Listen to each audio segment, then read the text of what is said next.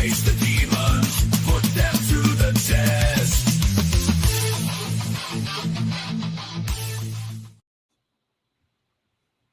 You know what time it is. It is Sunday, Pacific Standard Time, 8 p.m. Pacific Standard, actually 8:01 Pacific Standard Time. Do you know where your cryptids are? Yeah, it's back there. He's hiding out. He needs a friend. You got one? We got several. Hey, So tonight, we are being joined by our research officer, Tammy, who is going to take control of the show for the night. It went from number one fan to research agent to now running the whole damn show. Well, how you doing, Tammy? Doing great. How are you guys tonight? Not too bad, not too bad. How about you, Doc? I'm tired. I'm good. Yeah, well, same here, but that's beside the point. So if you don't mind, before we really get going, the cryptid world lost a great person this last week. I just want to shout out to Dr. Jeff Meldrum. May he rest in peace. He was a great advocate, for the cryptid world. You and I, Doc, met him and talked to him multiple times. Yeah. A very kind soul. The world and the cryptid community has lost a really good one. So shout out to his family, and I want to put that out there. Sorry. Oh, well, you beat me to it. That's okay. Man, that's pretty good. We didn't even discuss that. We didn't. We're on the same wavelength. Dr. Meldrum approached the whole scientific thing, the whole Bigfoot theory, as a scientific fact. He used a lot of science. He was great to listen to. I know some other members of our group thought it was way too scientific, but that's what made it great, is because he broke it down into, oh yes, Bigfoot is real. Now, he said, if Bigfoot is real, here are the reasons why it would be. Absolutely. He broke it down into scientific means and scientific facts to back up his claims, and that was great. And he was great to talk to. Any question you had, he answered, and not smug. I mean, the dude was on TV quite a lot, but Absolutely. He was not smug about it. He would sit you down and, oh, okay, well, let's talk about, what's your question? Okay, well, here's the evidence we have. Here's the theory that we have on this, and this is why maybe or maybe not what you have is a sighting. Exactly, and I mean, we even showed him our proof, our evidence, and I think he nailed it to a T with what we did have and what we didn't have, So, but it wasn't in a smug manner. He said, "Yeah, we know a person or two that can be really smug about it, but he was very respectful in the way he put things, into perspective for us." Yeah. Also, since we're at the top of the hour, we got the Old Town Ghost Walks coming up. Yes. Starting September 26th. All that information is on our Facebook page. And, I don't remember what to get tickets, shoestringplayers.com, St. Helen. Yeah, something like that. Something like that.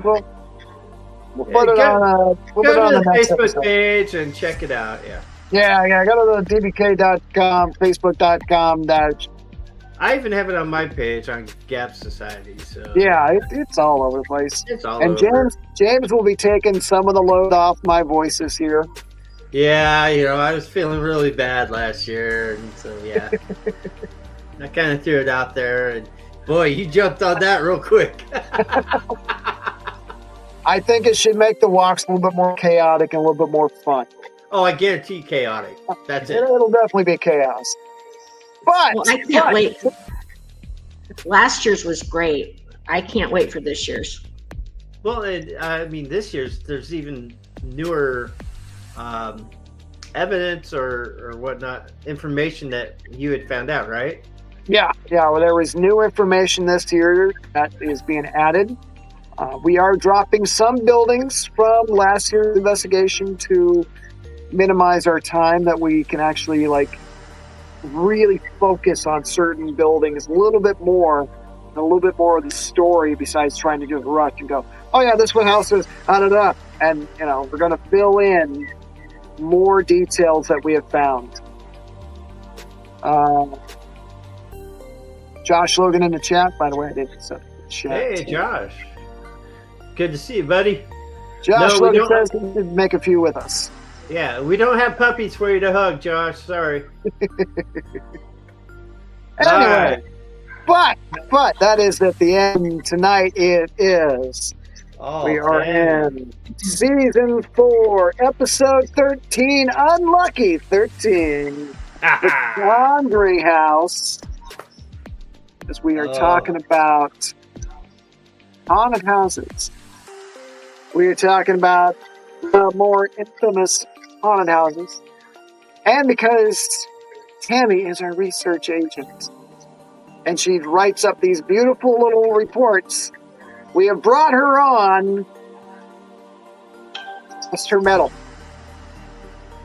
And So- it's all of you. Did you purposely do it on the 13th episode? Yes. Oh, Well, that would- wait. Oh, no, it's Wait. Sunday the 14th. I'm sorry. We should have done this last night on the 13th. The 13th on the 13th. We'll get it on season 5. We'll plan it out better. Dang. So, Tammy, if you want to talk about a little bit about yourself, your experience, and then drive into the story, or you can drive into the story, and we'll fill out the hour. And then Thinking we'll about just that. interject with some, the usual rhetoric. Sounds good. Okay, well, let's start talking about the Conjuring House.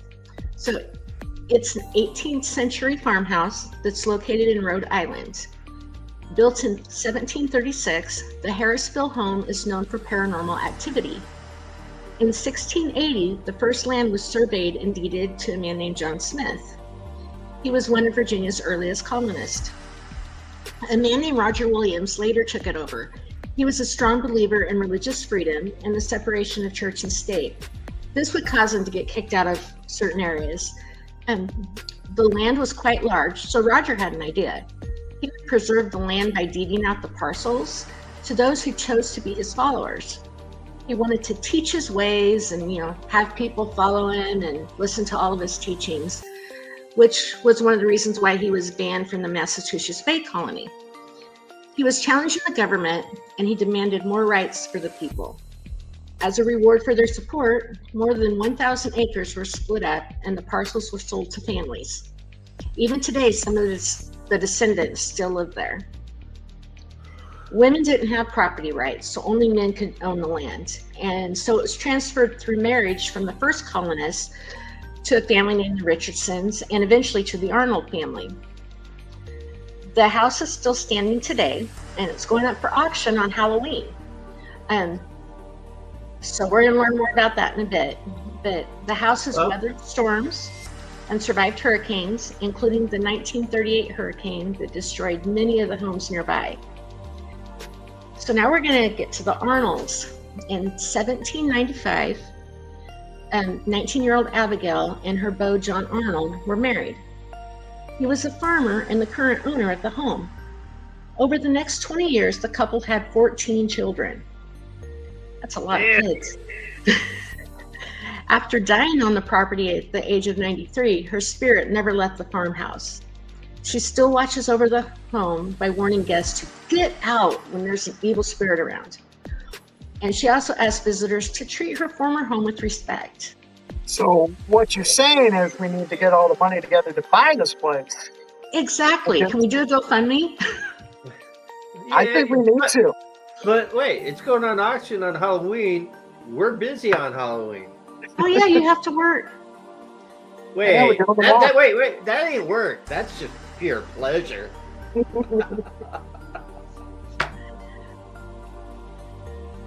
Well, I have weekends off. You guys can send me. Yup, there it is.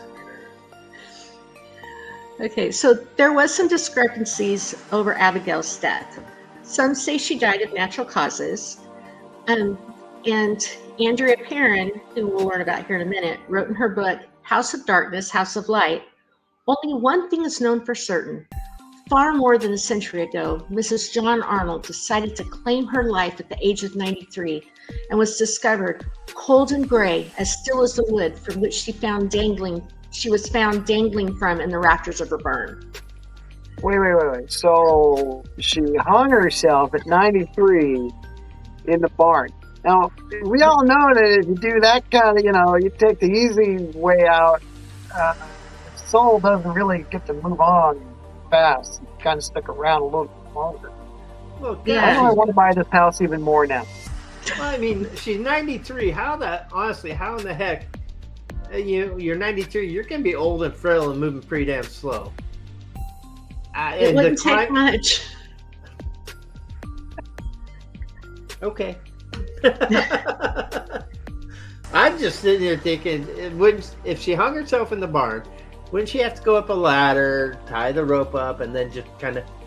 I honestly don't see a 93-year-old woman doing that. But what if she's not spry to be climbing up into the rafters to do all that stuff? That's a healthy 93-year-old. Well, she must be. She has. Which takes us on to the next part. That according to Kenny Biddle of the Skeptical Inquirer, it was a different Mrs. John Arnold that was found hanging from the rafters. He said this one was only 50, and it may have been a lady named Susan Arnold, the wife of another John Arnold, who was found by her husband suspending from a wardrobe hook with a very small cord on a different property where she lived a few miles away. So there could be some mixed up stories here, a lot of rumors. But, one source said that since I just can't do it. I can't. Sorry, go ahead. Yeah. So one source said that since no Abigail Arnold had committed suicide on the farm, that 93-year-old Abigail would have died from old age in 1869. So they're not even sure what's going on. Exactly. Josh Logan says in the chat, how does she have the strength to do that? She didn't have the damn strength, I'm telling you. She was possessed by devil. Okay, we're going to come back to hear more about Abigail. And for right now, we're going to jump ahead to 1971 and learn about the Perrin family. So Roger and Carolyn Perrin moved into the farmhouse with their 5 daughters. The oldest, Andrea, would end up writing a trilogy of books about the house and her experiences there. The other girls were Nancy, Christine, Cindy, and April. The home had 14 rooms. See, there's plenty of room for us. So right after they moved in, the family noticed strange things happening.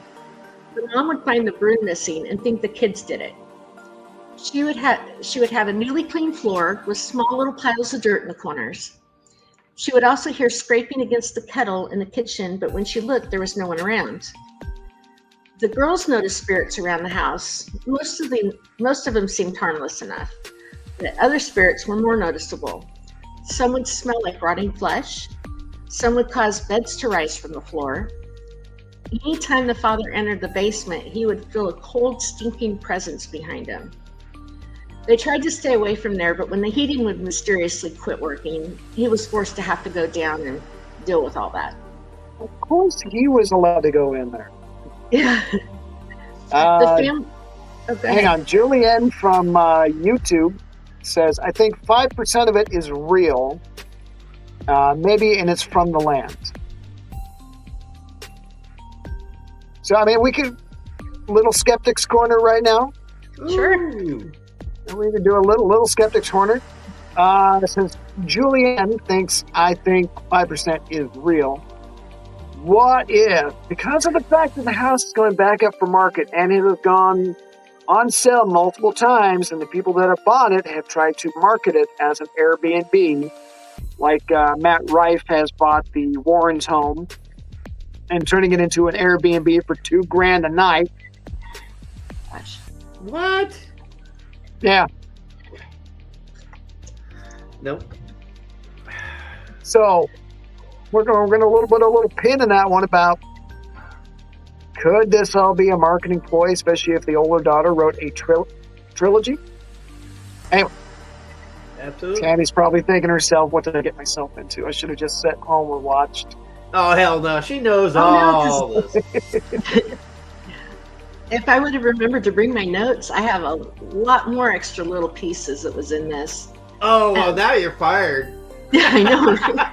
Well, no, there was one skeptic piece where they said that Andrea couldn't find a publisher for her book because they didn't believe all this stuff happened, but somehow she made a lot of money off of the marketing and everything of it. And then there was the whole movie,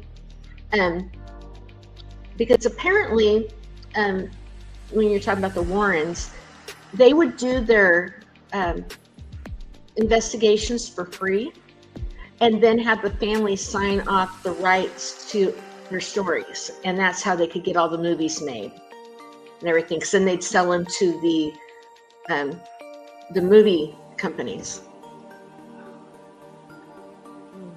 Interesting. Little side note here. I think one of these months we need to do paranormal investigators, famous paranormal investigator month. Ooh, that would be fun. The Warrens would probably be one of them. Anyways, back to the Conjuring House, everybody. Okay, so the family would say they saw shadows in the corners, they heard footsteps, and they watched as their bedroom doors would open on their own. They even had their beds shake at 5:15 every morning. Well, that was probably Abigail, because she had 14 kids who probably didn't want to get up at 5 o'clock in the morning. The parent kids were seeing apparitions. They would tell the story of a ghostly lady who smelled like flowers and fruit, and she would come Was into she their in room white? at night. Huh? Was she wearing white? I'm just saying. It seems like A lady in I white. did not. a lady in white. Everywhere we see, talk about, there's always a lady in white. I don't think I found a lady in white in this one. Ah. So we'll just pretend she was in a white nightgown. So, but the kids said that she would come into their room and tuck them in and give them a goodnight kiss.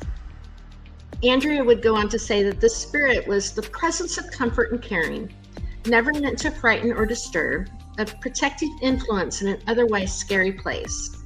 And the ghostly appearance was most likely Abigail Arnold. All right, so anyone who's seen the movie The Conjuring, which led into a very great film series, the movie makes it out to be a lot worse. Well, of course, it's Hollywood.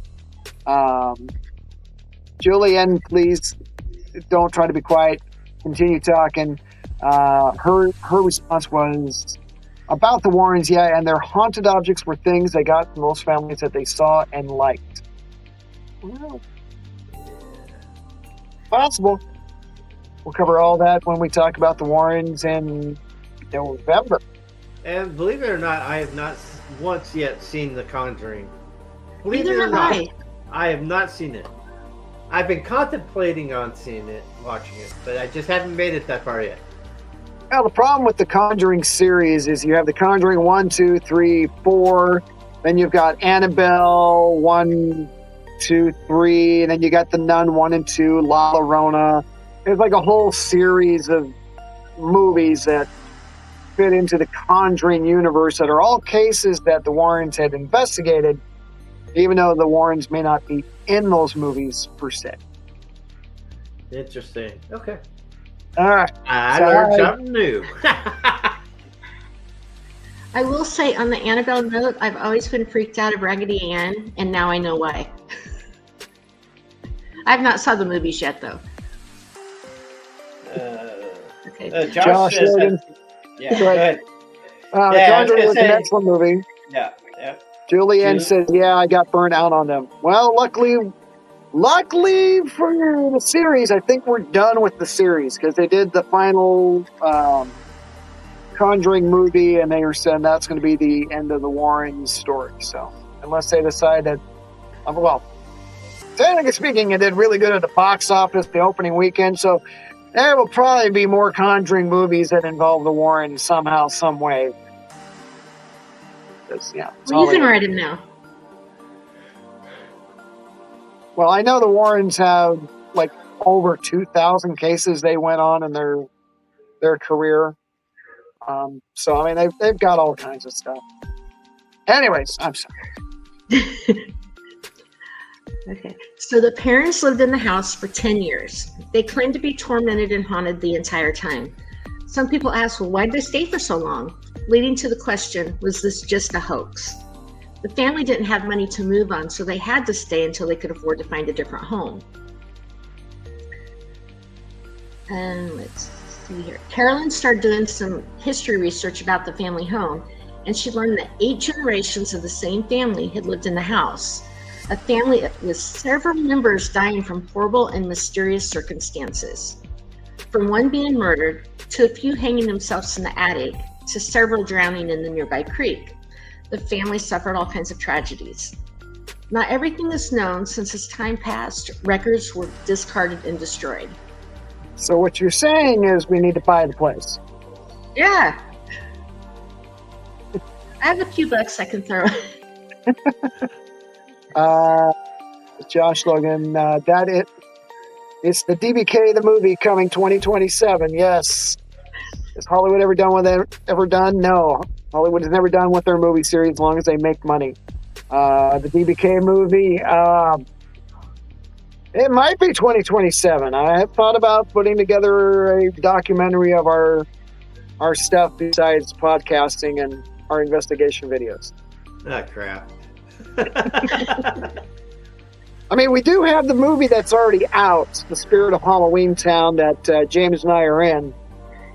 When that's going to be seen streaming, we don't know yet. It might actually be shown at this year's Spirit of Halloween Town. Oh, that would be cool. That would be nice, because I'd like to see the damn thing. We've only been waiting, what, a couple of years? Well, let me see. We filmed it in 2022. Came out in 2024. Went on the circuit. And they're talking about it coming to St. Helens, Oregon to be shown. Hopefully not when we're doing our walks. Have it like at 6 o'clock on a Saturday, and that way we can go to it. And then go straight over to the Big River Tap Room and start our party. Let me know. I'll have to buy more tickets. Oh, I'll let you know the minute we find out anything. Anyways. Tammy's just getting stepped all over here because of our craziness. Oh, I love it. Okay, good. Oh, this might be a regular thing then. All right. Well, it's either this or singing karaoke, and I can't sing, so this is better. Okay, so I'll get back on track. So during the 10 years that the Perrin family lived there, their suffering that they went through led them to contact the famed paranormal investigative couple, Ed and Lorraine Warren. They would visit the family home many times during the years. They were on the search for the dark forces tormenting the family. The Warrens had become a trusted name in the industry, with over 10,000 cases of haunting, was the number I found. Said Ed was a World War II veteran and a former police officer who became a self-professed demonologist. Lorraine claimed to be a clairvoyant and medium who was capable of communicating with the demons that her husband discovered, and they founded the New England Society for Psychic Research in 1952. So one of the differences between the Conjuring movie and what happened to the Perrins is in the actual story, they did seances, and I believe in the movie it was said that they did exorcisms. So in this it says, the Warrens performed a seance in one visit to the home. Carolyn Perrin appeared to become possessed. She began speaking in tongues, which was secretly witnessed by her daughter Andrea, who would say that she was speaking in a language that was not of this world, in a voice that was not her own. Carolyn was also rising into the air against the gravity of her chair. She was also thrown across the room. After the experience, she seemed to return to normal. Roger Perrin requested at that moment that the Warrens leave the family's home. He was worried about his wife's mental stability after such an experience. The family had to keep living there since they couldn't afford to move. But Carolyn went on to describe the home as magical. It's a portal cleverly disguised as a farmhouse. It's multiple dimensions interacting simultaneously. Magical? Seriously? Yeah. Oh my God. So there was a jealous spirit that lived in the home. It was not the sweet Abigail Arnold. This was the evil demonic spirit of what was believed to be a woman named Bathsheba. As Andrea would say, whoever the spirit was, she perceived herself to be the mistress of the house and resented the competition my mother posed for that position. Ooh. Andrea had a lot to say. Damn. Yeah, there are a lot of different theories as to who Bathsheba was. So we're going to look at several that we found in our research. There was a real person who lived on the property in the mid-1800s. Her name was Bathsheba Sherman, a rumored Satanist who dabbed in witchcraft. There was some evidence that she was involved in the death of a neighbor's child. No trial took place, and she is buried in the nearby Baptist cemetery. Why do I want to go visit more and more and more? I know, I'm loving this one. This was like a great one to do. Julianne in the chat says, "Oh my God, I hate when they bring her in." There's always got to be some bad spirit somewhere. Yeah, well, I guess she was really awful in the movies. So, Bathsheba was apparently a mean, evil-spirited ghost of a woman. She threw objects, slammed doors, and shattered glass.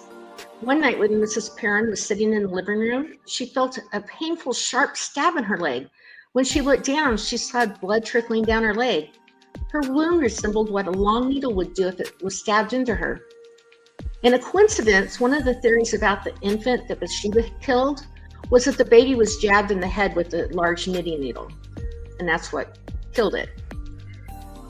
Some of the people in the town believed that she had a few children and killed them all before their fourth birthdays. They would say that Sheba sacrificed children so she could stay young and beautiful. Well, I know Julie is saying she wasn't in real life. So what this could be, we could have like another Salem witch trial type of situation where maybe she just doesn't want to live around other people. And she just wants to be kind of left off to her own devices, and everybody gets scared, and then the legends come up. Skeptics going in a little early.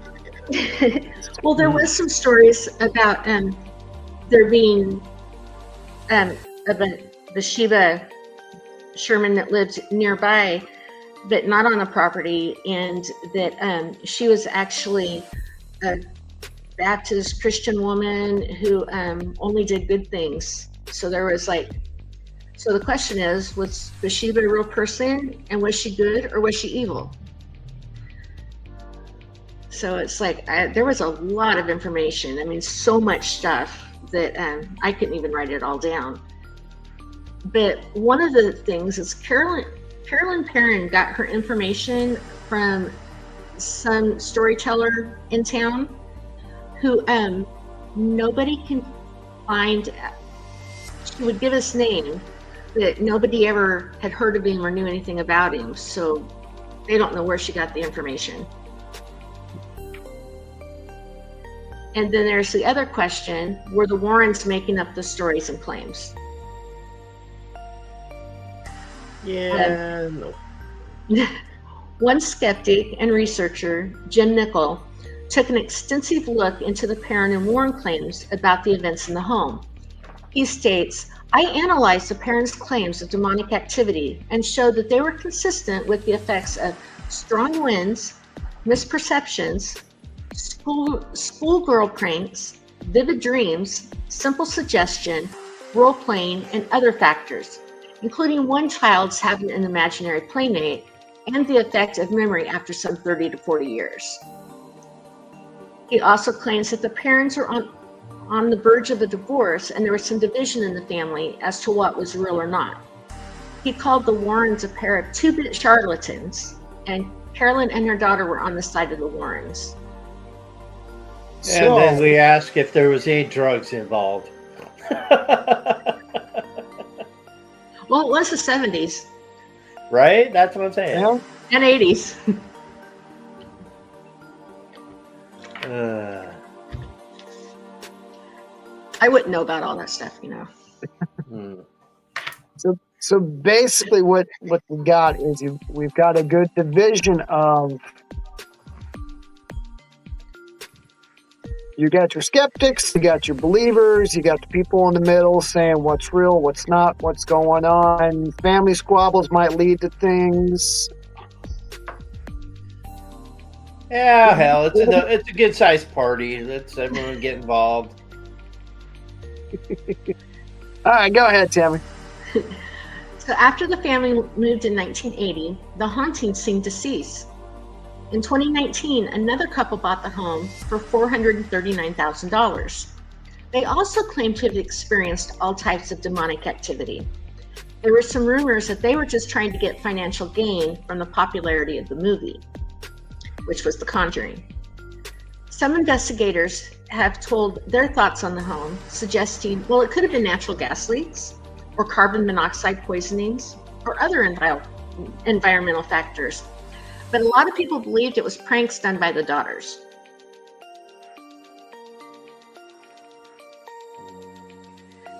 So then the home was sold in 2022 to Jacqueline Nunez. She's a current owner and an investor from Boston. The Boston Globe and other interviews claim that the house doesn't allow people to live there year-round because the energy is so powerful. And now we're at the present. The event happening on Halloween. The Conjuring House has been running as a tourist attraction, or at least they tried, since 2022. After the Nunez purchase, she faced significant legal and operational problems. She was charged with a DUI, and her entertainment license was revoked by the town officials. The homestead is being foreclosed upon and will be going to auction on October 31st. If we only had the money. So my question is, do you think DBK could do a GoFundMe for the Conjuring House purchase? Okay, guys, what are your thoughts? Let's do it. But here, I did see on Facebook, the previous owner or whatnot, with all her legal issues, she was also laying blame on Jason Hawes of Ghost Hunters for all for everything that's going on there. And yeah, because I seem to remember late last year, Jason Hawes was going on there and talking about how poor she was running the house. well, yeah, it's still going on up to at least a month ago.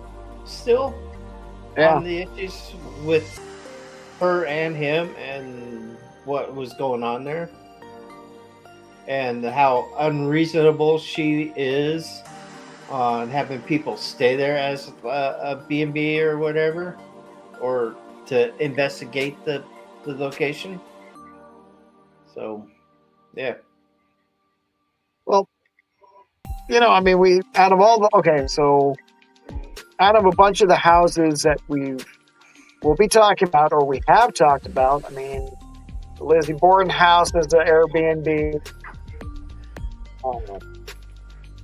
Amityville house is privately owned. Who's probably going to buy the Conjuring House? It's probably going to be our buddy. Not that. Well, yeah, him. Well, yeah, because the Borden house belongs to U.S. Ghost Adventures. Yeah. The U.S. Ghost Adventures is not exactly Zach Baggins. It's a whole separate company. They own a bunch of stuff. They do a lot of walks. I know they have a walk in Portland, Oregon, and Seattle, Washington, that they sponsor. My question is okay, if when are they going to sponsor us? That too. But, if the house is so bad, literally, I know they're doing it for the fame and the money or whatnot, but why put other people's lives in jeopardy by making a B&B or whatever? I mean, obviously, I get, the money and all that. It seems to me all these haunted locations are becoming a B&B. Yeah. Well, they make you sign waivers. Yeah, but whether I signed it or not, if something happened to me, I'd still sue the shit out of them, regardless. I mean, because they're knowingly, but yet you're knowingly going into the location. But still, I mean, I wouldn't want to be. Well, hell, let me think about this for a second. Yes, probably I would, just for the fact of everything that's going on. I mean, demonic wise, maybe I wouldn't want to stay there. But if there was something else other than demonic, I would be okay with that. But shit, I mean, we stay anywhere else that's haunted, like this family. Actually, even the Elkhorn that is in Estes Park, that's probably, I think, not there anymore. But, other locations, I just have a hard time with them turning these kind of places into a B&B and jeopardizing people. Well, it almost sounds like the Conjuring House. It turned into, instead of doing an actual Airbnb, it was you'll come in, investigate where I tell you, when I tell you, and you leave when I tell you. Oh, Julianne saying she does not like Matt Rife and the Faker too. She also states that it should be a historic site, not an Airbnb. And you know what? I agree with Julianne. And Make it a museum. Make it, yeah. They're doing it with the Warrens' place. Yeah. Make Well, it I mean, museum. the Warrens house. Make all these places a museum and not a B&B. Yeah, but I mean, Matt Rife is going to turn the Warrens' home and the haunted museum where all the artifacts are. $2,000 a night. Nope. Plus $500 to investigate. Plus another couple hundred if you want to videotape. Otherwise, you got to use all their gear to investigate. So you got to pay $500 to investigate the Warrens' house. Go into their haunted location with all the demonic toys. And I'm going to give the $500. But I got to get the videotape unless I give you another $250. And I don't get to bring my own gear. I got to use your gear. That's what you call an opportunist son of a bitch. I'm just wondering, what kind of a fit did hashtag not Zach Baggins throw when he lost out on that one? Oh, we know he was throwing a fit. Because that jackass, he controls everything paranormal-wise now, it seems like. Yeah. So it's going to be one of these celebrities that buys the Conjuring House and turns it into, a $4,000 a night bed and breakfast. And well, it definitely will be interesting to see who buys it and what their plans are for it. Yeah. My hope is they buy it and just leave it the way it is. And just don't do anything with it. Well, besides all the paranormal, it is a historic house. So if you've seen any of the pictures of the interior, it still has that rustic look to it. Mm-hmm. So I would say skip the Airbnb, somebody buy it, hold some closed investigations with people who are respectful and not going to be just churning out money left and right for it. Or like you're saying, do the investigation. I wouldn't want. I mean, I gotta sit here and think about this. Maybe charge for doing investigations, but not charge out the wazoo. You want to preserve the location, preserve the history of the location, preserve what is going on there, and charging out the ass, you're just gonna maybe if they charge out the ass, they're trying to weed out the wannabes. But for those that are legit paranormal groups, teams, and whatnot, if they don't have that kind of cash, obviously they're not gonna be able to do that. Well, let's put it in comparison. St. Ignatius Asylum here in Washington. They're charging, I believe it's $1,000 a night, and you get the whole place to investigate. They also look at how big that place is, though. It's huge, but the money is going to restore the building. And they have I think they have 3 or 4 different locations that you can rent out for the night to investigate. They're all historic, and all the money goes into restoring the buildings. Okay, if you're going that route, I will agree to pay that price if it's actually going to restore the place. But if you're going to pay that price and it's some celebrity that owns it or whatnot, and it's just going in their pockets, no, F them. Yeah, Julian says in the chat, it's a historic building, leave it alone. Exactly. I would say if somebody was to buy it and the house needs work, then maybe do the paid investigations, but you take all the money instead of putting it back in your pocket. Restore the house. Restore it back to its original, ambiance. Make sure it's not going to crumble. Fix anything that needs to be fixed. Call it a fundraiser. Don't charge, thousands and thousands of dollars to do it. Like the Warren House. The Warren House. Why are we charging so damn much? The house is in working condition. It's fine. It's up to code. It's not going to fall down. I personally would not want to investigate, their demon storage locker. There's this. Come on. Every time the Warrens would give out tours, they would say, "Don't touch anything." So if you're not there at the Warren Occult Museum to remind people don't touch things, people are going to touch things. Right? Don't do it. They're going to do it. Don't trust these people.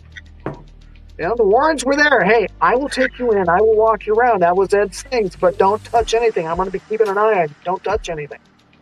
Well, okay. And then my other thought, too, is all these places, if they're that good, like the Warren's place, the house, the little museum or whatnot, if you got a celebrity that has bought it versus, say, I'll just say a paranormal person, someone in the paranormal, the celebrity versus someone in the paranormal, two trains of thoughts. The celebrity guy's just thinking about money. The paranormal person could be thinking money, but they should be thinking about your safety, and what could potentially go home with you. Exactly.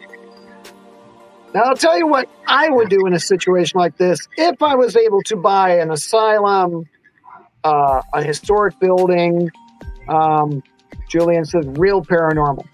Right, exactly. If I was to have the Klondike, any of these historical haunted buildings, if I was able to afford it and it needed work to be done, then yes, I would probably work on doing something to get us some money coming in. All right, team, you want to come in? We're gonna do a special night, and tickets are $50 a pop. Let's try to save the building. Bring in the paranormal teams, keep the costs low, but you can do a bigger group. Get them up, get them ready to go. And then use all that money to restore the building to its glory. Now, I know the Klondike, they're talking about taking the top 2 floors and making that a bed and breakfast. Hopefully they're able to do this, because I know that you and myself would rent the rooms and we'd be like, okay, I want this room and I want that room. Exactly, because we know the rooms that are occupied.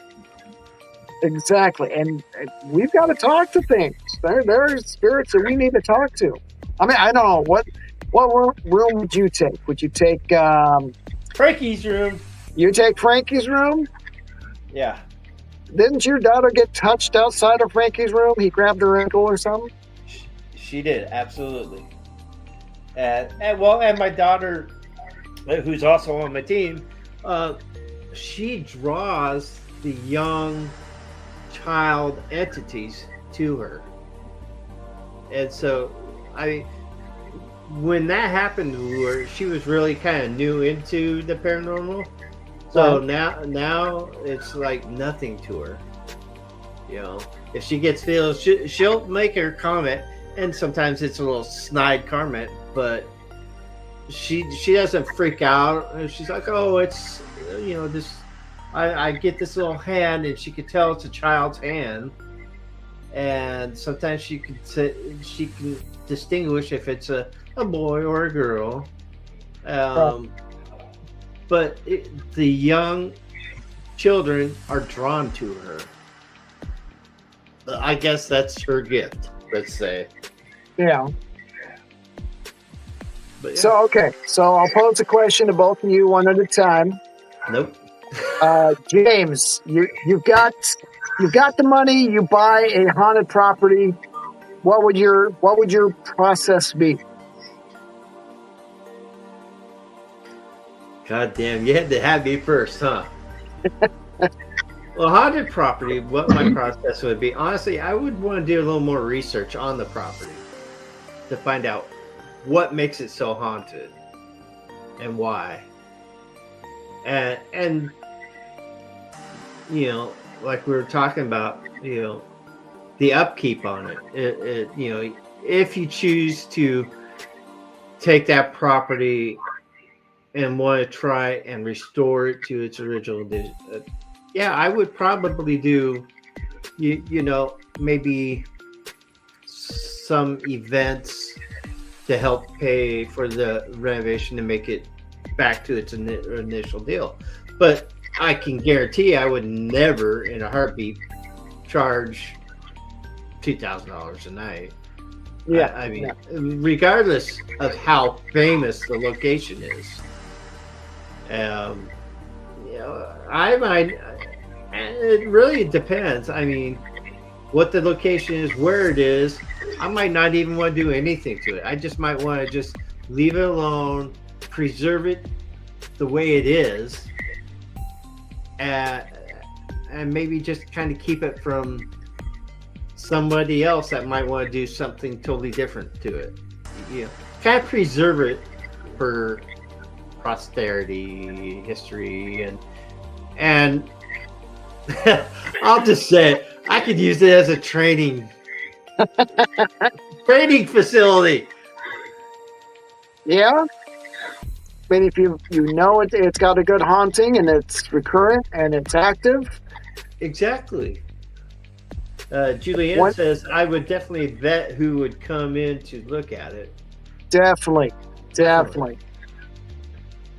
I mean, like the Klondike investigation from, God, what, 8 years ago? Somewhere there. I mean, the fundraiser where we first met. Ah, yes. It was open to anybody, but it had very seasoned professionals leading the teams. Absolutely. And the place was given the respect. I think tickets were only like $40 a person, but it was also a fundraiser for a fellow investigator that was fighting cancer. Yeah, I don't think. She wasn't a paranormal investigator. I don't think. If it's who I think it was, I don't think it was. She was an investigator. I mean, I could be wrong. That freaking right now, 8 years ago was a long time, but definitely, I mean, there was you guys, us 8 years ago. My team wasn't even a team then. Yeah, think you were still Northwest Paranormal. I was still, so there's you, Northwest Paranormal, White Light. There was quite a few paranormal investigative teams there. And yeah, but DBK didn't exist at that point. We were not even existent. Oh, so you weren't existent either, huh? I was very solo, very just coming out of the cosplay era. Okay. So I mean, there was a lot of paranormal I'm not calling them professionals because professional is just wrong in this field because it changes on the constant. Seasoned. I like seasoned. Yeah, I'll go with seasoned. So there was many seasoned investigative groups there, and not one was disrespectful to that location, which for me was great to see. Yeah. And to get into this, into this paranormal world, for me, it helped me get into it because you got some groups and people that are just, in it for the money or some BS, but there are legit groups out there and you want to be part of it, and I think that was in there solid for me for the route I took to get where I'm at now. Tammy, question goes to you. You're able to afford a haunted property. What do you do? Since I work a lot with the nonprofits and things, I like the idea of a museum, and letting different people come in that are respectful and use the place to learn about the history. I love history stuff, and I think it would be cool for people to maybe have somebody there that could do like spirit box shows and different things to let people see what the world is that you guys do. So kind of like doing a little show and tell, so to speak. Yeah. And not charge a fortune, but that house is a 1736 house. It probably needs some work. Right. Yeah. And a lot of the houses around here, if you were to find one, odds are an old haunted house would need, definitely some structural work and things. Yeah, but it would be cool to own one. Yeah, it would. Well, and for me, like last night, the house I investigated last night was 1888, so it's pretty old itself. So, yeah, I like your idea of museum. Because if it's a nonprofit, you can probably charge a little bit of ticket prices to help go into maintaining it and The maintenance, the integrity. Yep. The maintenance. Yeah. Since we're at 54 minutes in, we normally spend the last 10 minutes. You know what time it is? Oh, Skeptic's Corner! It's time for Skeptic's Corner. I haven't seen that in a while. Haven't seen it in a while, so one of you start and tear it down. Conjuring House. Tammy, there was quiet. Go. Tear it down. I don't know. There was a lot of information that was good and evil. Did the stuff really happen? Did it not really happen? Who was the entities that were there and things? I have no clue, actually. It was fascinating reading all of it, but it's like I've heard some. Was any of it really true? Was it hoaxes? Were the kids really playing pranks? And what did the Warrens? What piece did they play in it to make it so popular? And did they? I don't know. Did they bring into I don't know. It's There was so much skeptical stuff when I was writing that and researching it. Want me to pass it off to James? Yes, please. James, rip it. Hey, you know what? My question is, why is it every haunted house always seems to have a demonic presence? Was there truly a demonic presence in this house? It's hard to say. I mean, granted, the Warrens did their little thing. There's some sort of evidence suggesting of that. I don't think it's all negative. There's other spirits, that's gone through 8 generations of the same family living in that house. I don't see where it's all negative. I just think there's some misinterpretation somewhere in documentation, the history of it, and it's just being construed as demonic. And whereas the Warrens come into it, I think they just fed off of the demonic side of it. It seems like, I mean, even nowadays, like, I'll use the Ghost Town Terror, the out there in Anaconda, Montana, for that TV show. They all made it about demonic. Okay. I've been out to that location. There was nothing demonic about that location. Gunslinger Gulch, previous show. Exactly. I mean, we have gotten EVPs from that place that suggest nothing was demonic there.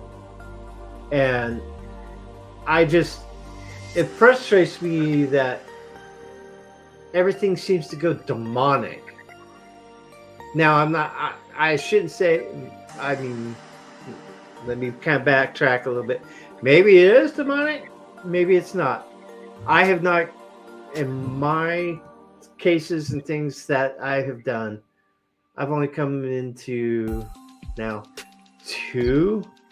We got that are demonic. We got the infamous Demon Tiger House. Okay. And then there's a little bit of demonic in the investigation I'm currently doing out in where I'm at now. I know that for a fact. But to say that it's, if everyone's saying everything is demonic, I think they do that just for the fame, the money, and the notoriety of a location. What if they use it as an umbrella term for any sort of ghost? Well, like the hashtag that's rolling across the bottom of our screen here. if you watch any of the shows, I will say this much: I do enjoy the show. It's entertaining. Entertaining is the key word here. Is it factual? Do I believe that these people are getting that much information? No. I've been doing this for 30 years. Some nights you get nothing. Some nights you get a lot of stuff. Some nights you get stuff that lasts for an hour and then the rest of the night is dead. Exactly. It's a television show. They got to fill spaces. Now, and like I've said before, sorry to interrupt, but like Ghost Hunters versus Ghost Adventures. Ghost Adventures, every episode, they got something, whether it's demonic or freaking or whatever. Whereas Ghost Hunters, they legitimately will say, nope, sorry, we didn't get nothing. Or if there is something there, it's not going to harm you. You have to weigh the pros and cons of it. Yeah. Well, I think it's for the Conjuring House, the fact that you have an old house, suddenly things start happening, the Warrens come in, it makes a big movie. The house is now selling for $1 million to start out with. Jesus. Who knows how much it's going to go for on Halloween? Is it just a moneymaker? Is there really spirits? I would love to explore the place, find out ourselves. Put it on the bucket list. Our Yeah, bucket well, list is thanks. getting long, and yeah. Bucket list is super huge, and in our luck, either the hashtag or Mr. Rife is going to buy it and then just Just mess it up. commercialize the crap out of it. Yeah. But we're at the hour mark, so we're going to go ahead and get out of here. Tammy, Thanks are for you, having me, guys. well, Yes. guess what? You're on next week as well. Actually, next Whoa. week I'm in Colorado. Oh, well, then, Where are you fine. at in What? Colorado? Oh, and I'm helping drive the kids out to their new house in west or eastern Colorado. So I'll be on the road. Oh, hell. So now we're going to have to drag that conversation to a whole nother level, Doc. We're not I going to will have have your- Julie here. I will have the axe murder house done before I go. All right, and then what is next week's topic there, Tim? Is it the Velisca axe murder house? And Ooh, another axe house. it's the And Axe then- Murder House, and then we're going to finish off the month of September with Amityville. Amityville. We have to finish with Amityville. Oh, yes. So, as always, I'm going to say goodbye. James, you always got the last word. I try not to, but hey, keep your cryptids close and tight and keep them all, hook them all night. Till next week. See everybody later. Thanks for tuning in. Somewhere, something in there anyway. Night.